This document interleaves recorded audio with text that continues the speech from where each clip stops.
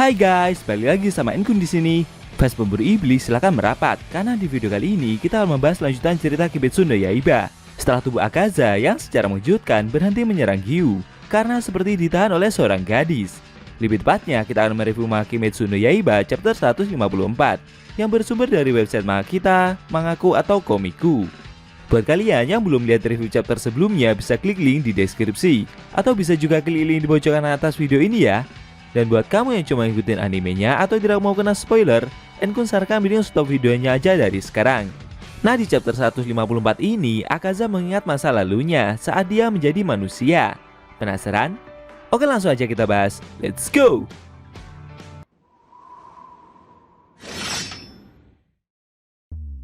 Pada awal scene, kita diperlihatkan tubuh Akaza yang masih berhadapan dengan Giyu. Pilar air tersebut merasa jika situasi saat ini begitu sangat berbahaya karena penglihatannya sendiri perlahan juga mulai kabur. Kondisi tubuh Giyu juga semakin melemah. Dia seakan mengalami mati rasa. Telinga kirinya juga sama sekali tidak bisa mendengar. Tangan kanannya mati rasa pula. Dia sebenarnya masih bisa memberikan sedikit tenaga untuk bertarung. Tapi Giyu sendiri tidak yakin jika itu semua akan berguna. Menurutnya manusia tidak akan bisa berlari dengan kekuatan penuh untuk waktu yang terlalu lama. Jika menggunakan kekuatan penuh, manusia biasanya bisa berlari selama 10 detik sebelum dia kehabisan nafas.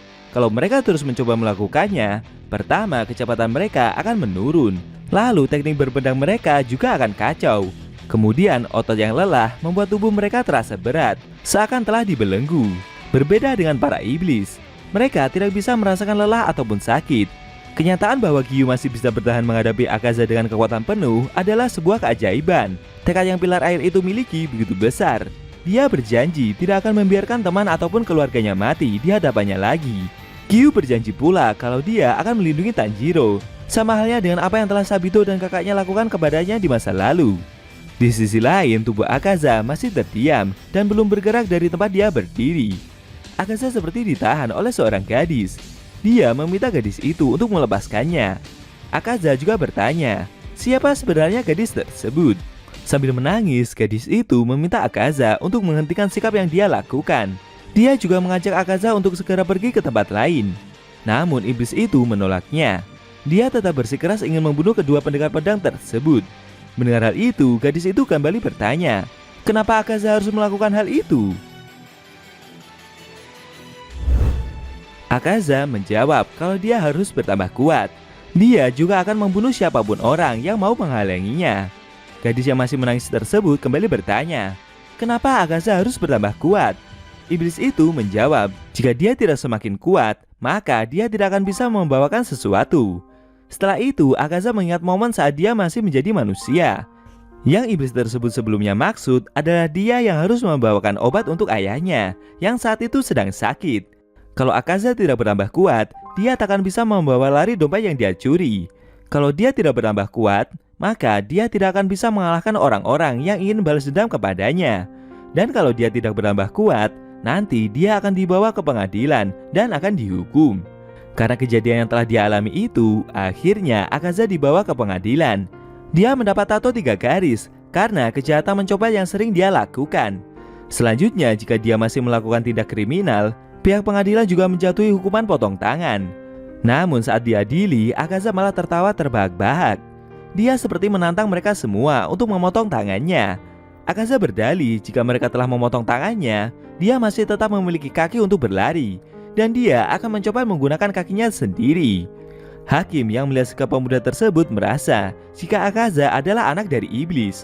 Meski usia dia baru 11 tahun, tapi Akaza sudah banyak melakukan tindak kriminal. Bahkan pria dewasa saja mati rasa setelah dia berkelahi dengan pemuda tersebut. Mendengar ucapan kasar dari hakim tadi, dalam hatinya Akaza sebenarnya tidak menyangkal hal itu. Akaza merasa jika dia memanglah anak dari iblis, karena sejak lahir dia juga sudah mempunyai taring. Saat pemuda itu dilepaskan, Akaza mendapat berita jika ayahnya gantung diri dan telah meninggal. Setelah itu, dia mendatangi makam ayahnya tersebut. Sebelum bunuh diri, ayah Akaza memberikan sepucuk surat kepadanya. Nama asli dari Akaza sebenarnya adalah Hakuji. Ayahnya berpesan dan meminta anaknya itu untuk menjalani hidup yang jujur. Menurutnya, Hakuji masih bisa membuka lembaran hidup yang baru. Ayahnya juga mengaku kalau dia tidak ingin hidup dari uang hasil curian. Beliau juga meminta maaf kepada Hakuji karena selalu merepotkannya. Setelah membaca surat tersebut, Hakuji langsung memeluk batu nisan ayahnya itu. Dia bingung kenapa ayahnya bisa hidup dengan tenang sebagai orang miskin. Menurut Hakuji, dunia ini harusnya hancur saja. Setelah berkabung atas kematian ayahnya, Hakuji kembali menjadi berandalan. Dia menghajar banyak orang dewasa yang sekiranya telah membuatnya tersinggung. Dalam benaknya, Hakuji merasa jika orang-orang yang dia hajar ini harusnya mati saja. Dia protes dengan keadaan yang terjadi. Hakuji sebenarnya tidak merasa direpotkan dengan kondisi yang ayahnya rasakan, dan menurutnya dia tidak perlu meminta maaf pula. Saat diadili karena mencuri kemarin, tubuh Hakuji dicambuk berkali-kali. Baginya, mereka yang mengadilinya mungkin bisa mencambuk dan mematahkan tulang. Tapi bagi Hakuji, dia bisa menahan apapun demi ayahnya seorang. Pihak berwajib yang mencambuknya meminta Hakuji untuk menyesali perbuatannya dan menyuruhnya untuk segera mencari pekerjaan yang layak. Hakuji yang terluka dan mengeluarkan banyak darah itu menolak hal tersebut. Karena di kondisinya sekarang ini, dia tidak punya uang dan harga obat juga sangat mahal. Di sisi lain, kondisi ayahnya juga semakin memburuk. Hakuji sebenarnya ingin sekali memberikan ayahnya makan banyak supaya kondisinya bisa membaik. Tapi entah kenapa ayahnya malah gantung diri. Bagi Hakuji, dia rela mati hanya demi ayahnya seorang. Setelah selesai mengajar orang-orang dewasa itu, ada seorang pria yang memberikan tepuk tangan untuk Hakuji. Pria tersebut memakai seragam dojo. Kedatangannya itu karena dia dipanggil kalau ada bocah yang katanya sedang mencoba membunuh orang-orang dewasa. Tapi setelah kedatangannya itu, pria tersebut malah menemukan 7 orang dewasa yang diajar seorang anak muda dengan tangan kosong. Pria itu tersenyum. Menurutnya, Hakuji mempunyai otot yang bagus. Dia bisa menang dari orang dewasa tanpa menggunakan senjata sama sekali. Akaza yang mengingat ingatan tersebut bertanya-tanya, siapa pria itu sebenarnya? Dia juga merasa bingung dengan ingatan yang dia lihat. Apakah ingatan ini adalah kenangannya di masa lalu saat dia masih menjadi manusia? Berhubung dia tidak mempunyai murid, pria tersebut malah menawari Hakuji untuk datang ke dojonya saja. Tapi Hakuji yang mendengar tawaran itu langsung menolak mentah-mentah. Menurut pria tersebut, tato di tubuh Hakuji menunjukkan bahwa dia adalah seorang kriminal Edo. Pria itu menduga jika Hakuji telah diusir dari Edo, dan hal tersebut membuatnya sampai ke tempat seperti ini. Sambil tersenyum, pria itu menantang Hakuji untuk duel 1 lawan 1 dengannya. Jelas saja, dengan sigap pemuda tersebut langsung maju melawan. Bahkan Hakuji berencana membunuh pria itu tanpa ragu. Namun di luar dugaan, justru Hakuji lah yang berhasil diajar habis-habisan. Dan di hari itu pula dia diajak ke dojo oleh pria misterius tersebut. Saat berjalan menyusuri lorong bersama, pria itu merasa walau Hakuji sudah diajar sampai babak belur, baginya hanya butuh waktu 1 jam saja untuk sadarkan diri. Pria tersebut memperkenalkan diri jika namanya adalah Keizo. Dia telah membuka dojo ilmu bela diri yang mengajarkan jurus tangan kosong bernama Soryu. Keizo bercerita jika dia tidak mempunyai murid. Dia mencukupi kebutuhannya dengan bekerja serabutan. Hal pertama yang ingin pria itu lakukan adalah melindungi putrinya yang sakit. Dia harus bekerja keras. Maka dari itu, Keizo meminta tolong dan menitipkan putrinya tersebut kepada Hakuji saja. Si Hakuji yang masih babak belur itu hanya terdiam mendengarkan cerita pria tersebut. Keizo kembali bercerita kalau istrinya meninggal karena kelelahan dalam merawat anak mereka. Menurutnya itu adalah pekerjaan yang sulit. Keizo merasa jika dia telah menjadi beban bagi istri dan anaknya, dan itu dikarenakan dia adalah orang yang lemah. Namun Hakuji menyangka pendapat tersebut.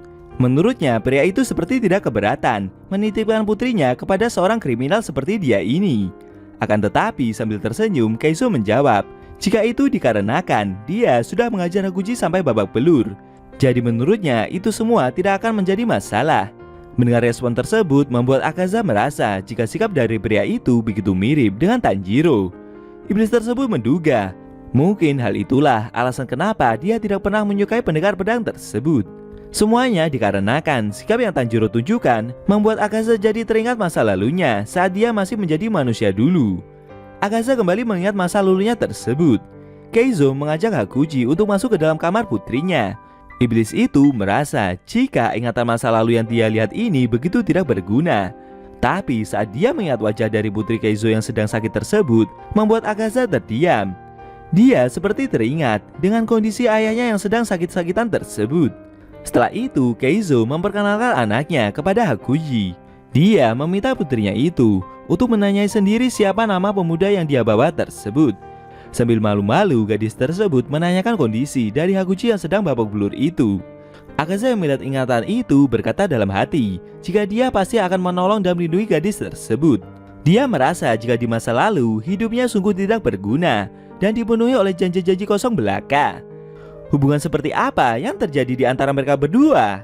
Apakah dengan mengingat gadis itu akan membuat Akaza berhenti untuk menyerang Kyu dan Tanjiro yang masih pingsan tersebut? Sayang sekali, scene cerita manga Kimetsu no Yaiba chapter 154 telah berakhir.